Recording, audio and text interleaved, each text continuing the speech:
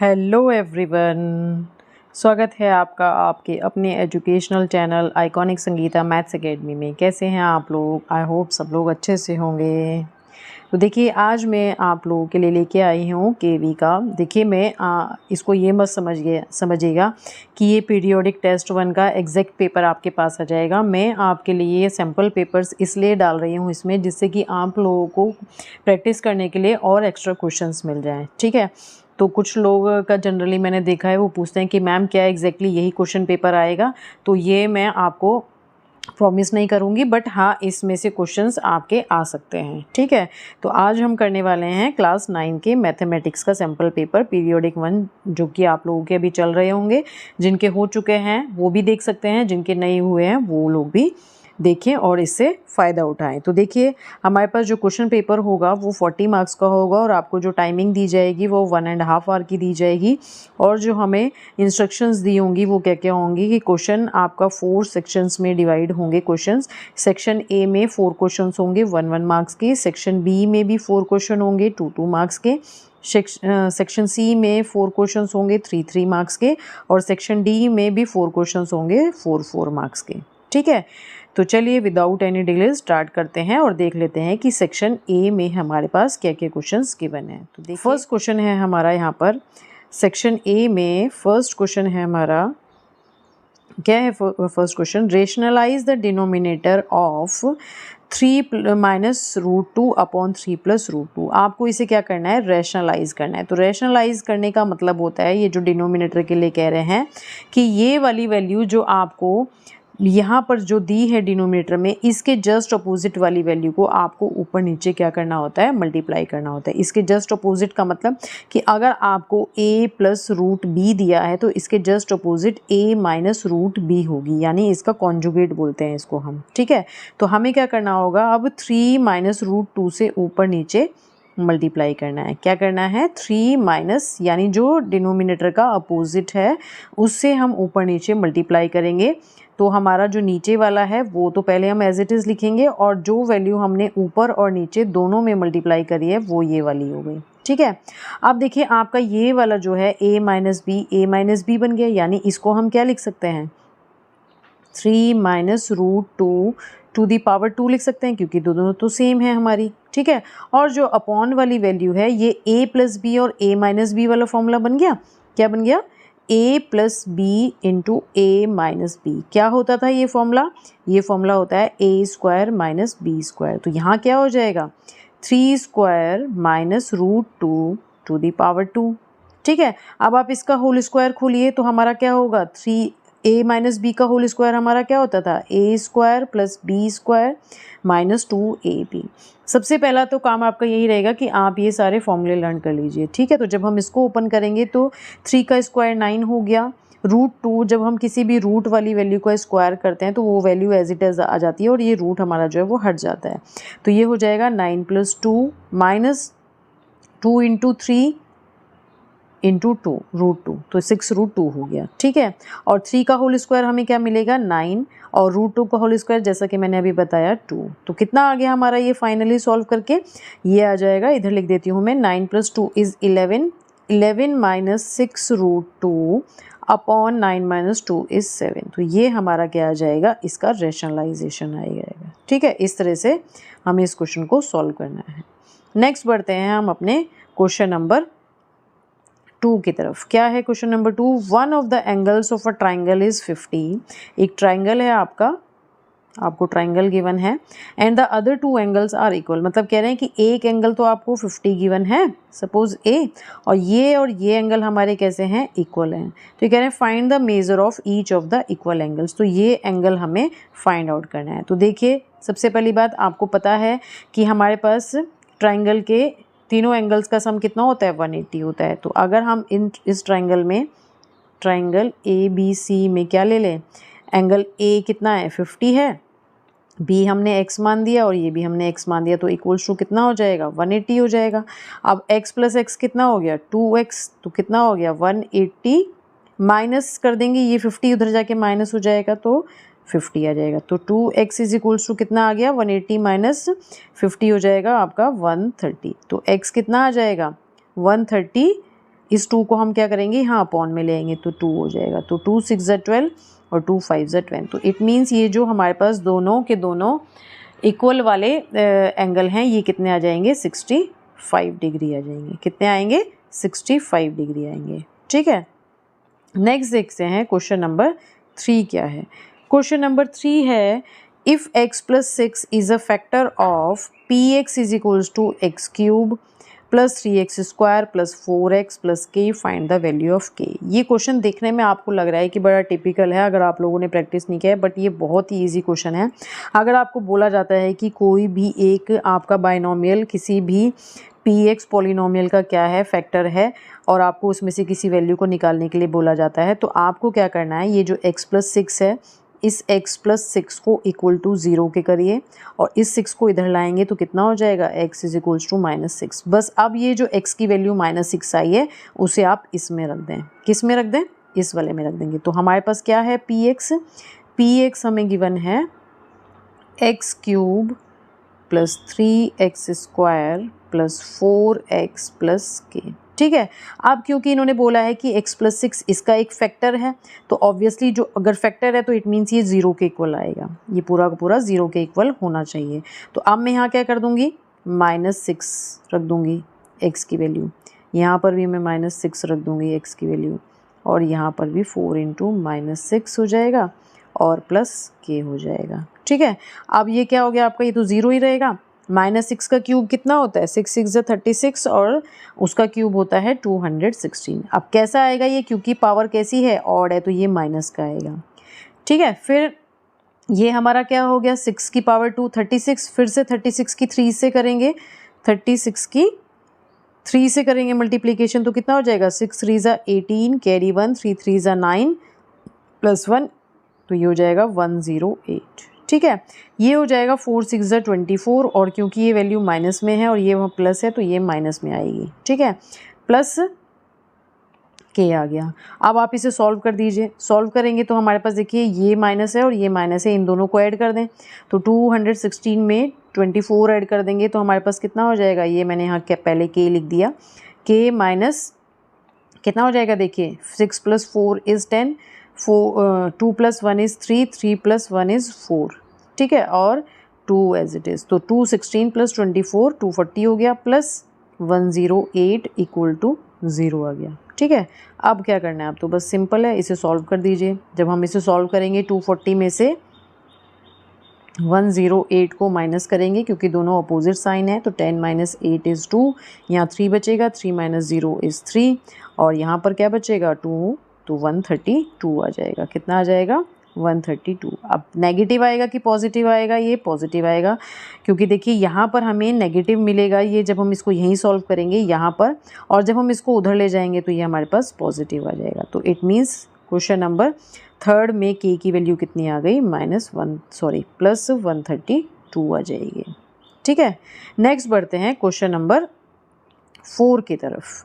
क्या है question number 4, question number 4 है, find the value of k if x = 2 y = 1 is the solution of the equation. अब यहाँ तो हमें एक फैक्टर, एक एक्सप्रेशन दे दिया था, यहाँ पर हमें सीधे सीधे वैल्यू दे दी है, तो आपको क्या करना है, ये सीधी वैल्यू x और y की इसमें रख देनी है। तो रख दीजिए 2x + 3y = k है, रख दीजिए 2 × 2 + 3 × 1 = k। बस सॉल्व कर दीजिए, 2 2 ज़ा 4, 4 + 3 = k। तो k की वैल्यू क्या आ गई, 7 आ गई। तो 7, इसका मतलब जब हम 7 रखेंगे तो जब हम इस इक्वेशन को सॉल्व करेंगे तो हमारे पास x की वैल्यू क्या आएगी, 2, और y की वैल्यू 1 आएगी।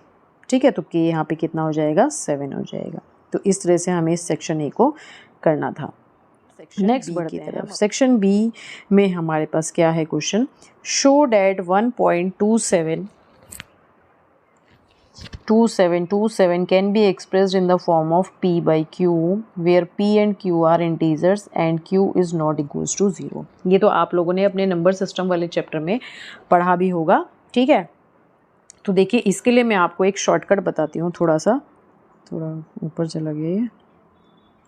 इसके लिए मैं आपको एक शॉर्टकट बता रही हूँ ठीक है, आप क्या कर सकते हैं, ये आपको क्या ऐसे करना है, देखिए अगर मैं ये हमारी क्या है रिकरिंग डिजिट्स हैं, तो मैं इसको 1.27 बार लिख सकती हूँ। ठीक है, तो ये वाला जो मैं शॉर्टकट बता रही हूँ ये किसके लिए है कि अगर आपके पास जितनी भी डेसिमल के बाद डिजिट्स हैं उन सब के ऊपर बार दिया है। क्या, फिर से सुनिए, डेसिमल के बाद जितनी भी हमारी डिजिट्स हैं उन सब के ऊपर हमें बार की 1 हो। ठीक है, तो आप क्या करेंगे, तो आपको ये करना है, जो इसको p/q के फॉर्म में लाने के लिए, एक बार इसको मैं हटा देती हूँ, फिर से देखते हैं। तो हमें क्या करना होगा, हम लिखेंगे जो हमारी डेसिमल से इधर वाली डिजिट है उसे हम एज इट इज़ लिख लेंगे 1। ठीक है, ये जो डेसिमल के इधर वाली डिजिट है उसे हम एज इट इज़ लिखेंगे। ठीक है, प्लस उसके बाद हम क्या करेंगे जो भी हमारी रिकरिंग डिजिट है, क्या है रिकरिंग डिजिट, 27 है। क्या है, 27 है। ठीक है, और अपॉन में क्या करेंगे, कितनी डिजिट हमारी रिकरिंग है, 2। कितनी है, 2 हैं, तो हम उतने ही 9 लगा देंगे, उतने ही 9 लेंगे। फिर से देखिए क्या करना है आपको, ये शॉर्टकट मेथड है कि आपको 1 जो पॉइंट से पहले वैल्यू दी है वो लेना है, प्लस जो रिकरिंग डिजिट है उसको लिखना है न्यूमरेटर में, और डिनोमिनेटर में क्या लिखना है, जितनी नंबर ऑफ डिजिट्स रिकरिंग हैं उतनी ही नंबर ऑफ 9 आप नीचे लिख देंगे। तो नीचे आप क्या लिख देंगे, 99 लिख देंगे। ठीक है, इसका आप फॉर्मूला ये लिख सकते हैं यहाँ पर 1 की जगह, मतलब अगर मैं इसके फॉर्मूले की बात करूँ तो ये हो जाएगा नंबर बिफोर डेसिमल प्लस, ठीक है, यहाँ पर आ जाएगा ये जो आपका न्यूमरेटर है रिकरिंग डिजिट।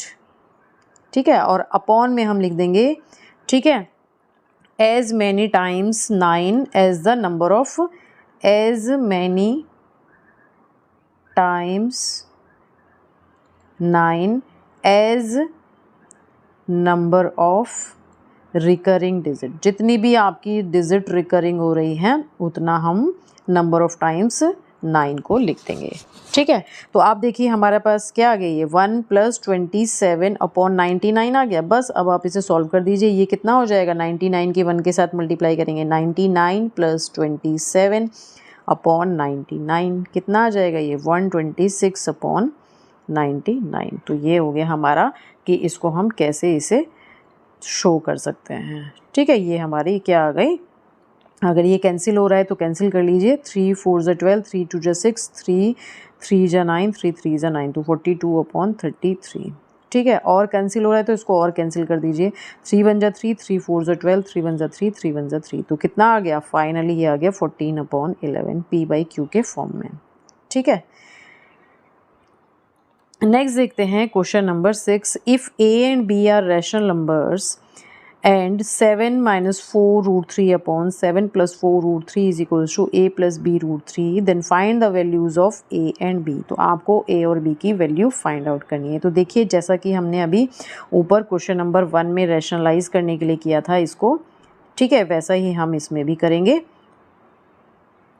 तो क्या करना होगा आपको, 7 - 4√3 और 7 + 4√3 का अपोजिट यानी कॉन्जुगेट बोलते हैं इसको, हम ऊपर नीचे मल्टीप्लाई कर देंगे। तो 7 - 4√3 अपॉन 7 - 4√3।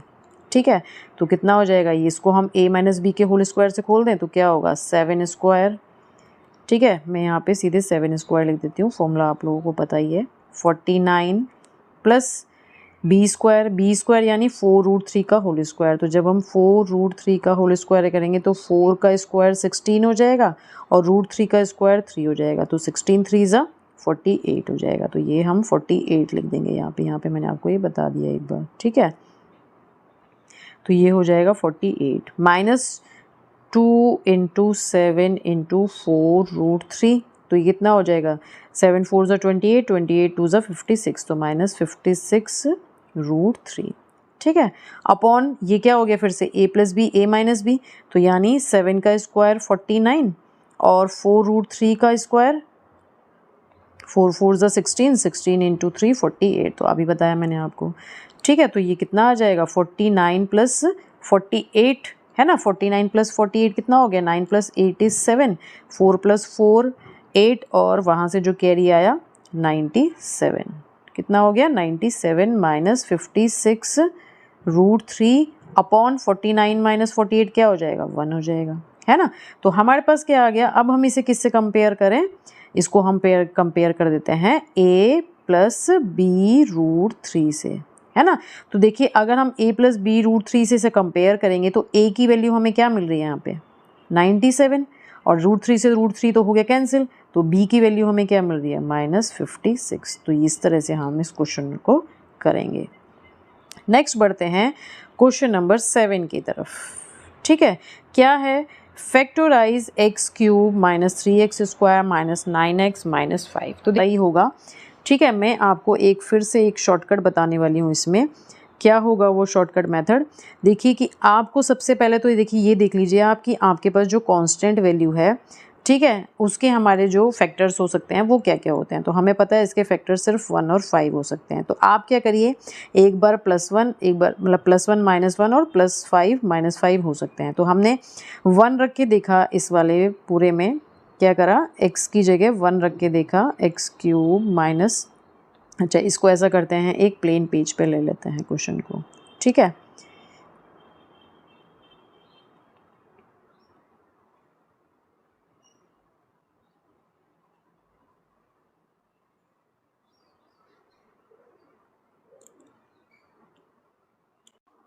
तो देखिए ये हमने ले लिया। ठीक है, तो मैंने क्या बोला कि अब आप इसमें x इज इक्वल्स टू क्या करिए 1 रख के देखिए। तो मैं यहाँ 1 रखूँगी तो 1 का क्यूब 1 हो जाएगा, 3 इंटू 1 स्क्वायर करूँगी तो 3 ही आएगा, 9 इंटू 1 करूँगी तो 9 आएगा, -5 आएगा। अगर इसको हम सॉल्व करेंगे तो ये नॉट इक्वल्स टू 0 है। ठीक है, तो इसको तो नहीं लेना। अब x इज इक्वल्स टू -1 रख के देखते हैं। तो ये देखिए -1 का जब हम होल क्यूब करेंगे तो ये -1 आएगा, 3 इंटू -1 का स्क्वायर करेंगे तो ये -3 आएगा, 9 इंटू -1 करेंगे तो ये +9 हो जाएगा और -5 एज इट इज़ आ जाएगा। तो देखिए 5 + 3 8 + 1 9, तो 9 और ये वाला 9, ये वाला 9 माइनस का है हमारा और ये वाला 9, तो क्या हो गया 0 आ गया हमारे पास। तो it means x is equals to -1, यानी x + 1 इसका क्या है, एक फैक्टर है। क्या है, एक फैक्टर है। ठीक है, तो देखिए अब हमें क्या करना होगा, जब ये इसका एक फैक्टर है तो हम इसके कैसे फैक्टर्स निकाल सकते हैं, देखते रहिएगा। ये मैं आपको बहुत ही एक अच्छा मेथड बताने वाली हूँ, प्लीज़ वीडियो को स्किप मत करिएगा। ठीक है, तो क्या था हमारा question, x cube -3x square -9x -5। ठीक है,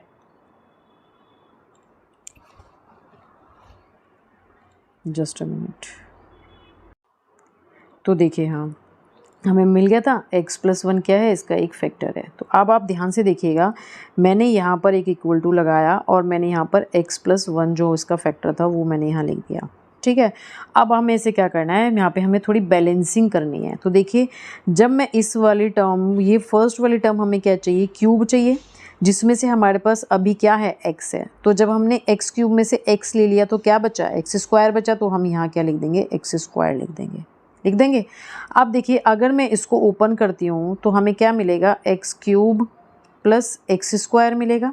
क्या मिलेगा, प्लस एक्स स्क्वायर। ठीक है, तो समझ लीजिए कि ये टर्म तो ये एज इट इज़ हमने बैलेंस कर दी। अब हमें इसको और इसको बैलेंस करना है। तो इसको और इसको बैलेंस करने के लिए मतलब ये हमारे पास क्या है, +1 है।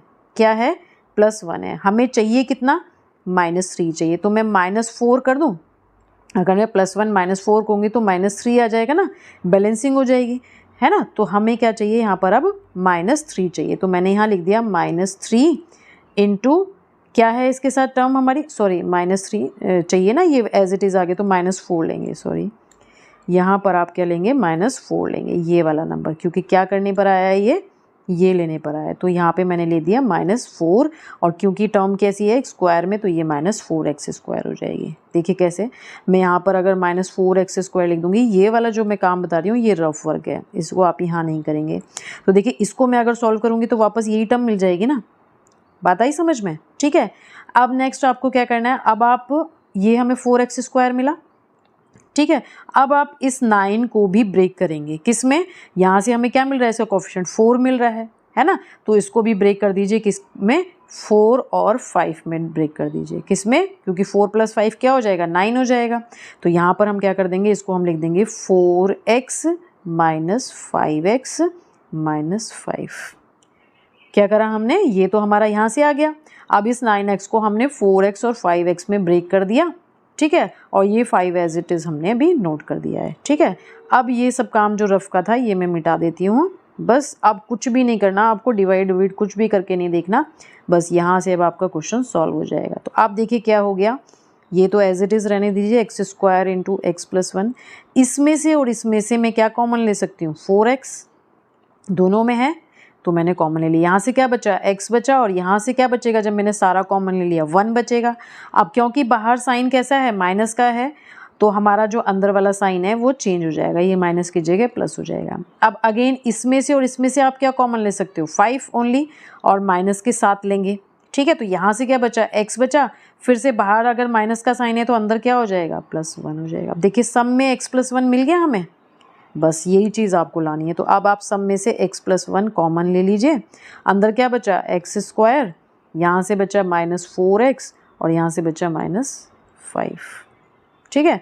तो बस अब x + 1, अब इसको क्या करना है आपको, मिडिल टर्म स्प्लिट कर दीजिए, बस x² माइनस, बताइए, 5x + x, ब्रेक कर देंगे, 5 × 5 होता है -5, है ना। तो कितना हो गया, x + 1, ये हो जाएगा, x कॉमन ले लेंगे हम यहाँ पर, तो अंदर से x - 5 बचा, यहाँ से हम कुछ भी कॉमन नहीं ले सकते तो 1 ले लेंगे, अंदर x - 5 बचेगा, है ना। तो फाइनली हमारे पास जो टर्म्स आएंगी वो क्या क्या आ जाएंगी, वो टर्म्स आ जाएंगी x + 1, ठीक है, क्या आ जाएंगी, x + 1, अगेन एक x + 1, और ये वाला x - 5, तो ये इसका आंसर हो जाएगा, ठीक है। इस तरह से हमें इस क्वेश्चन को करना था, है ना इजी। अब देखिए वहाँ पर वो मेथड कितना लंबा टाइम ले जाता है, बस आपको ये वाली लाइन मेन ध्यान रखनी है। अगर आपको ये लाइन समझ में आ गई तो ये क्वेश्चन करना बहुत ही ईजी होता है, ठीक है। नेक्स्ट बढ़ते हैं। नेक्स्ट देखिए हमारा सेक्शन बी में नेक्स्ट क्वेश्चन है, इफ़ अ पॉइंट C,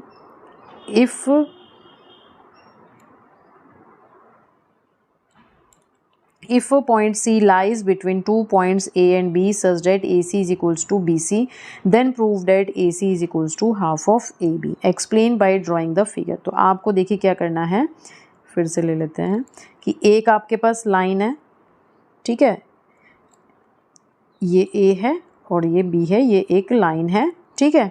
दो पॉइंट्स के बीच में एक पॉइंट C है जो लाई करता है, ठीक है, जबकि हमें ये कह रहे हैं कि जो AC है वो BC के इक्वल है, तो आपको प्रूव करना है AC is equals to half of AB, ठीक है। तो हम यहाँ क्या करेंगे, सिंस हमें क्या गिवन है, AC is equals to BC given है, ठीक है। तो इसे हम क्या कर लेते हैं, इक्वेशन नंबर 1 मान लेते हैं। अब हम इसमें क्या करें, अगर हम क्या कर दें, add AC in both sides हम क्या कर दें, इसमें AC ऐड कर दें, तो ये क्या हो जाएगा, AC + AC is equals to BC + AC, या AC + BC एक ही बात है। अब AC और AC तो ऐड हो जाएंगे, क्या हो जाएगा, 2AC हो जाएगा, है ना। और BC + AC यानी AC + BC को हम AB कह सकते हैं पूरा, है ना। AC + BC को हम पूरा AB कह सकते हैं या नहीं, ये देखिए ये पूरा का पूरा। तो इस AC + BC की जगह में क्या लिख दूँ, AB लिख दूँ, तो यहाँ मैंने लिख दिया AB, ठीक है। नेक्स्ट अब आपका क्या है, बस कुछ भी नहीं, अब आप इस 2 को अपॉन में ले आइए, तो ये हो जाएगा AC is equals to AB/2, बस सिंपल था।